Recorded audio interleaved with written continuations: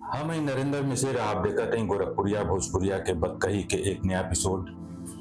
आज हमरे साथे बाटे हैं भोजपुरी टेलीविजन इंडस्ट्री के star Malay Mishra ji. Malay Mishra ji कई राष्ट्रीय चैनलन में भोजपुरी के कार्यक्रम खातिर जानल जाले और इनका लंबा सफर बा। भोजपुरी आइकन अवार्ड से भी आप सम्मानित भइल हैं। तो आज हम इनके बारे में ज्यादा नहीं बताई, आप खुदे अपने आपन परिचय हमरे दर्शकन के दें। आजकल इनकर एक बहुत देखल जाए वाला शो चलता गोरखपुर के सरताज, तो इसे बहुत चर्चा में बढ़ रही। तो मलय जी आपके बहुत स्वागत बा हमारे स्टूडियो में। बहुत बहुत धन्यवाद, नमस्कार। सब दर्शक लोगन के हमार नमस्कार बा, प्रणाम बा, सलाम बा।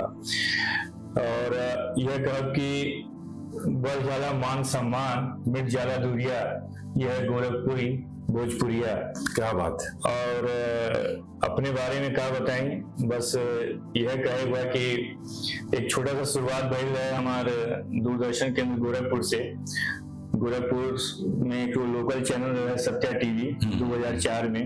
उसके बाद 2008 तक वहाँ काम करने के बाद महुआ टीवी भोजपुरी के एगो जानन मानन चैनल रहा, उसमें बतौर प्रोग्रामिंग प्रोड्यूसर एंकर 4-5 साल काम करनी। उसके बाद फोकस टीवी, जौन हमार टीवी, उसके बाद अंजन टीवी और ई टीवी में भी कुछ दिन काम करे रहने। तो कुल मिला जुला करके जौन टीवी इंडस्ट्री के हमारे जो चैनल भाई उनमें प्रोग्रामिंग प्रोड्यूसर डायरेक्टर एंकर के रूप में काम करनी। और ये सौभाग्य रहल कि भोजपुरी भाषा के जौन हिट शो रहल हमार बिहाने बिहाने, बहुत महुआ में हिट रहल, देखल जात रहा जी। और उसके बाद अंजन टीवी के रहल चाह गरम, वो म्यूजिकल शो रहल। तो भोजपुरी चैनल हमार समझी कि आदत है भोजपुरी चैनल में काम करके वहीं ले बिकल। और बाकी ये समय गोरखपुर में इतना बड़ा प्लेटफॉर्म अब बन चुकल बा कि पिछले 2-3 साल से हम यही जुकन रही के 4 साल से अपन डिजिटल चैनल पे अपन फ्रीलांस काम करत हैं। गोरखपुर आपके कैसे खींच के ले आए? माया नगरी से गोरखपुर कैसे आपके खींच के ले आए? गोरखपुर अइले के पीछे ही रहल कि गोरखपुर एक बहुत बड़ा यहाँ जुकन एगो प्लेटफॉर्म तैयार हो चुकल बा और अपन मिट्टी है और अपन लोग बा यहाँ जुकन, और बहुत व्यापक तौर पे यहाँ जुकन हम अपन एगो नए सिरे से स्कोप देखनी और यहाँ आकर के अपन बोली, अपन भाषा और अपन लोगन के बीच में काम करके हमके एगो अलग अनुभूति भइल है। और वही खातिर की एक नई शुरुआत गोरखपुर में आके दोबारा करनी और बस यहाँ के मिट्टी बोली भाषा खातिर यहाँ वापस आएंगे। जौने आप क्षेत्र से जुड़ल हैं और जौने भाषा पे काम करते हैं, हम तो ये कहब कि गोरखपुर ओकर बम्बई है। बिल्कुल, जौन काम यहाँ हो सकेला हम बम्बई में रह के नहीं हुई, बिल्कुल नहीं हुई। और यहाँ जुकन वहां से ज्यादा स्कोप बा। बिल्कुल बिल्कुल। और हम बता दें कि ये तो हमन के सौभाग्य बा कि यहाँ जुकन सांसद हमार रवि किशन जी बने, जो उनकी भोजपुरी और हिंदी के सुपरस्टार हैं फिल्म के।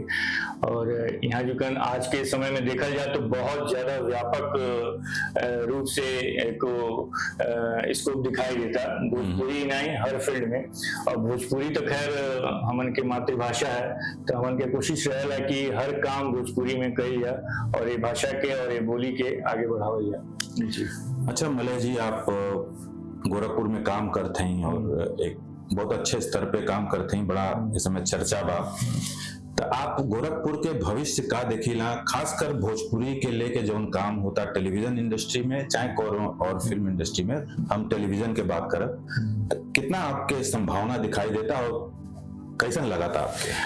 भोजपुरी के अगर भविष्य की बात कही जाए तो जौन हमार उम्र बा और जौन अनुभव हमके मिलल बा वो ई कि जौन हमन के पीढ़ी बा या हमन के माता पिता जी बाने या हमन के जौन पीढ़ी बानी, यहाँ तक तो ठीक बा भोजपुरी के एगो दिखाई देगा। लेकिन जो नई जनरेशन बा भाई ओके भोजपुरी से अवगत कराने के बहुत ज्यादा जरूरी बा और उ तनी ए मामला में वही पीछे हो जा।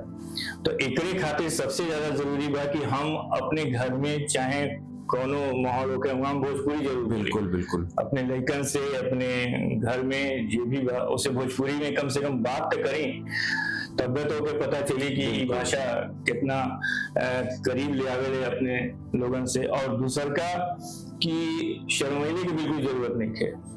अगर हम शर्माई तो फिर भोजपुरी के गवा दे। हम के जौन गीत बा, पारंपरिक जौन गीत बा, जौन संस्कार गीत बा, जौन हमन के दादी बुआ लोगन से अपने अम्मा से सुनत रहनी, वो गीतन के जब हमन के शादी ब्याह में जब सुनल जाला तो कितना बढ़िया लगेगा।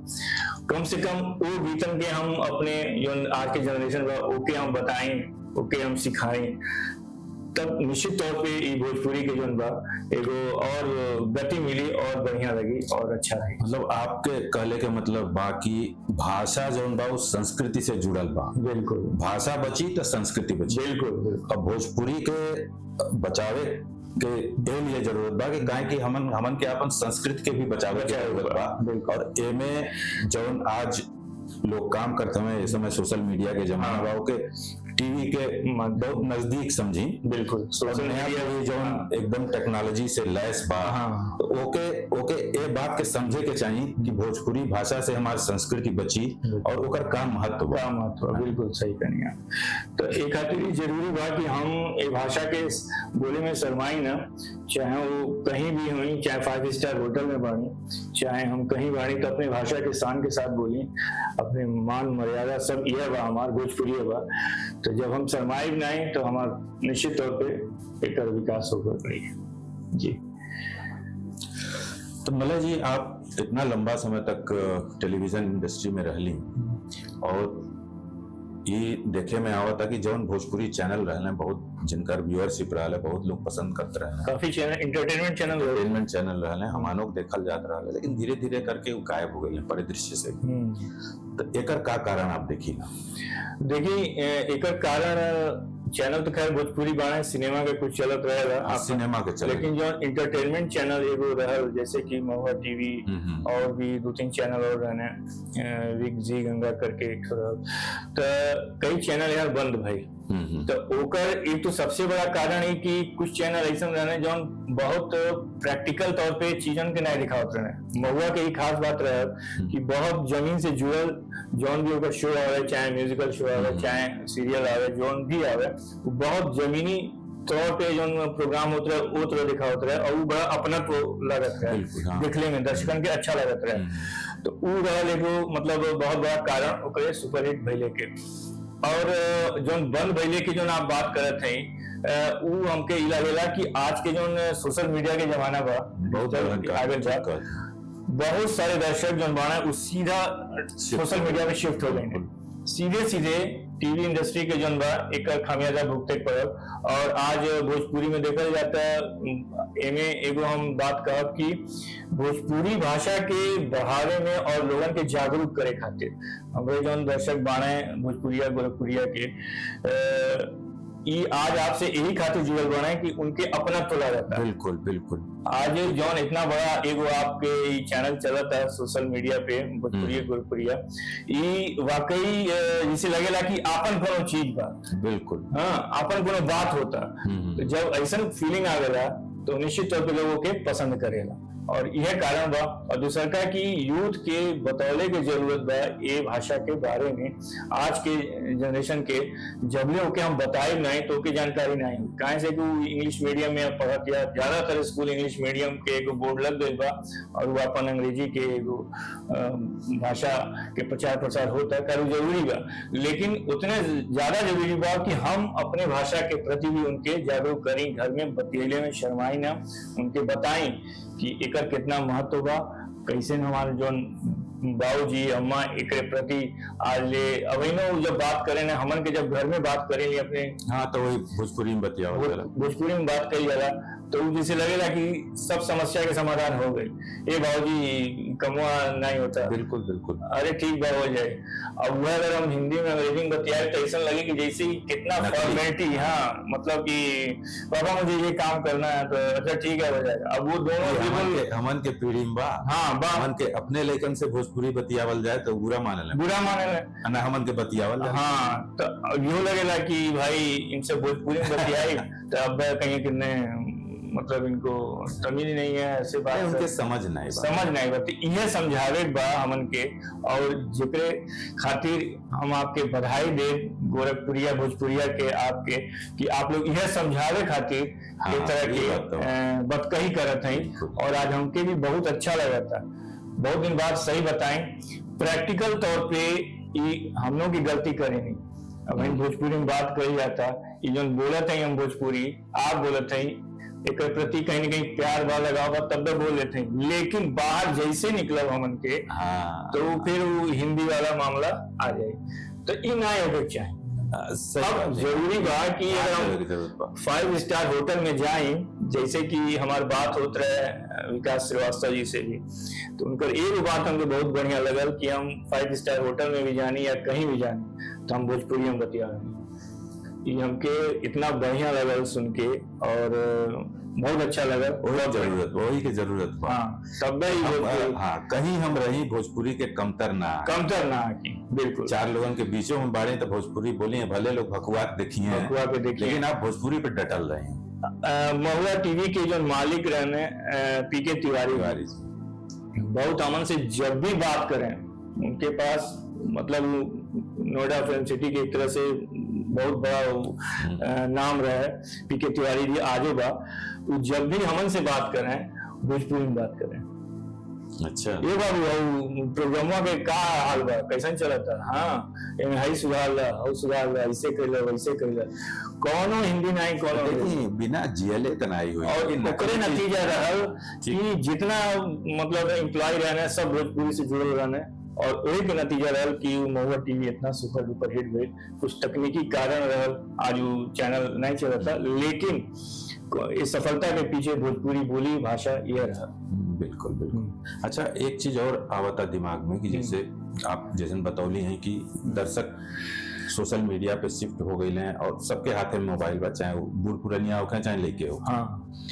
और एक ऐसा झोंका आई कि सब अधिकतर लोग क्रिएटर बन गए हैं कि वो मोबाइल से कुछ खींच लेता, दिखा देता और वो में सीमा टूटा था। तो ये एक जो अराजक माहौल बा, एकरे बारे में आपके का एक हुआ, आप का सोचा थे? एक बार हम सवाल फिर से जैसे हम ही कहते हैं मोबाइल सबके हाथ सोशल मीडिया, ये मान लें कि आज भोजपुरी जो प्रचारित होत बा वो मोबाइल के होता, जैसे कि हमन के कार्यक्रम बक्कही, बिल्कुल हमन के बक्कही कहते हैं, तो एकर अपन एक स्तर बा, बिल्कुल। लेकिन जेके देखी ओकरे हाथ में मोबाइल कुछ लोग डाल देते हैं। ये पर आप का सोचते हैं कि आगे ये पर रोक कैसे लगे, कैसे एक मतलब सीमा न टूटे के देखल जाए? नहीं, इंडस्ट्री के आदमी के तौर पे आपके अपन का ए पर स्टडी बा, एनालिसिस बा? ये बात बिल्कुल सही कहने की कोनो तरह के वीडियो सोशल मीडिया पे पड़ जाता और सब फ्री बा। इस समय एक जैसे लगता है कोनो रोक टोक नहीं बा, जेके जौन समझ में आता ओके व्यूज बनाए बा, ओके अपन शेयर बढ़ाए बा, ओके यूट्यूब से कोनो तरीके से कमाई करे के एगो सबसे बढ़न ये बा कि कमाई हो के लगा, अब ओकरे खातिर हर स्तर पे लोग गिरे के तैयार हो गए बा, जबकि ये बहुत गलत बा। हालांकि ये पे रोक सरकार द्वारा लगे चाहे और ये पे बहुत बड़ा गंभीरता से बड़ा सोचे के जरूरत बा गवर्नमेंट के। और अश्लीलता एगो सबसे बड़ा मतलब एगो जौन पे फैलता सोशल मीडिया के माध्यम से, ओके हम चाहब कि कोनो तरह के अश्लील कंटेंट ये पे न प्रसारित करिए, कुछ होके चाहे काहे से कि एक सबसे ज्यादा असर पड़ता आज के लड़कन पे, काहे से कि उनके पढ़े लिखे के नाम पे मोबाइल की जरूरत है। तो कुछ सर्च करिए, मोबाइल से सर्च करिए, और वो सर्च करने में कुछ उनके गंदा चाहे कुछ मतलब न देखे वाला भी वीडियो उनके सामने आ जाला, और ये करे पड़ी पे कुछ न कुछ हमारे सरकार के और शासन प्रशासन के एक खातिर सोचे पड़ी, एक बंद करे पड़ी, नहीं तो बहुत बुरा समय आने में देरी नहीं लगी। तो आपसे बहुत रोचक बातचीत भइल आज के परिदृश्य पे, और हमन के यही इच्छा बा कि भोजपुरी टेलीविजन इंडस्ट्री फिर से रिवाइव होके। बिल्कुल, काहे कि वो जौन एक स्तर रहल है और जौन जुड़ाव रहल है, जौन एक कार्यक्रम रहल है, वो अब खला ताकि नहीं बा। बिल्कुल ठीक बा, बिल्कुल। कितनो हो जाए टेलीविजन के जगह सोशल मीडिया नहीं ले सकता। ये अलग बात बा कि अब ऊपर चर्चा हमन कइल जाता, बिल्कुल। लेकिन ये इंडस्ट्री के लोगन के आवे के चाहिए आगे, और भोजपुरी के समृद्ध करे खातिर कुछ चैनल जरूर होके के चाहिए। बिल्कुल। और ईश्वर से यह प्रार्थना बा कि जल्दी से जल्दी ये होके, कहें कि आप जैसे लोगन के सदुपयोग हो सके वहाँ, है ना।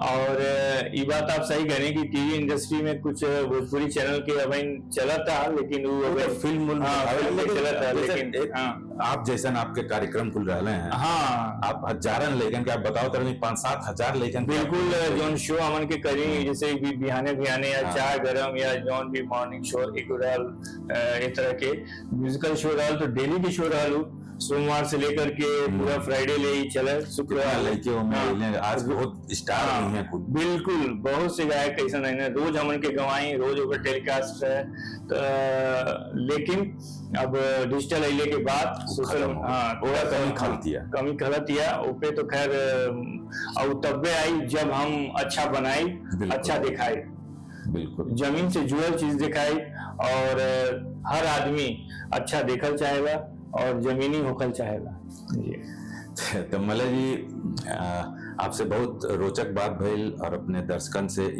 हम कहल चाहब कि ये एपिसोड के देखी, और एमे जो गंभीर बात बा ओके ऊपर चिंतन मनन जरूर करी, अपने नया पीढ़ी के देखल करी कि वो का करती है, ओके टोकले की जरूरत बा, ताकि एक स्वस्थ माहौल बन सके और भोजपुरी में भी अच्छा काम हो सके, और भोजपुरी बोलने में शर्माई ना, और आवे वाला भविष्य में हो सकेला कि गोरखपुरिया भोजपुरिया ही अपन एक टीवी चैनल ले आवे। तो अगले रविवार के फिर मिलल जाए यही समय एक नया मेहमान के साथ। तब ले नमस्कार। नमस्कार, प्रणाम।